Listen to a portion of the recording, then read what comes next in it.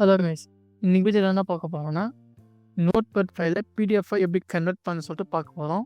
அதுவும் எந்த சாஃப்ட்வேரும் யூஸ் பண்ணாமல் ரொம்ப சிம்பிளாக பண்ண போகிறோம். ஸோ சரி வாங்க வீடியோக்குள்ளே போகலாம்.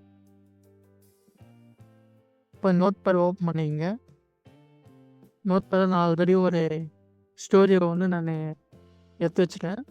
இப்போ இங்கே ஃபைல் கிளிக் பண்ணிங்க. ஃபைல் கிளிக் பண்ணி பிரிண்ட்டுன்னு பார்த்தீங்க, கிளிக் கொடுங்க.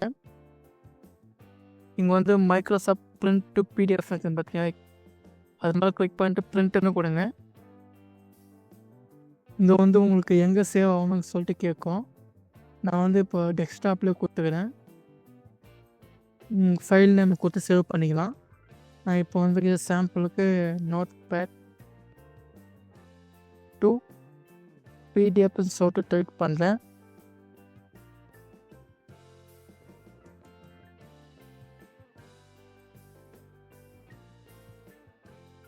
ஓகே,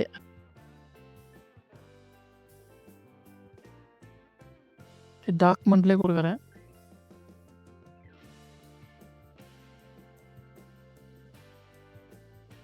போய் செக் பண்ணி பார்ப்போம்.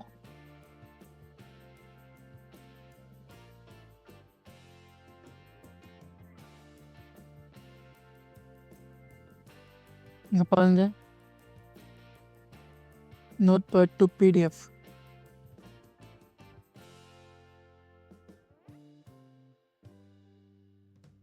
அவ்வளோதான், வெரி சிம்பிள். நீங்களும் ட்ரை பண்ணி பார்த்துட்டு கமெண்ட்டில் சொல்லுங்கள். தேங்க்ஸ் ஃபார் வாட்சிங்.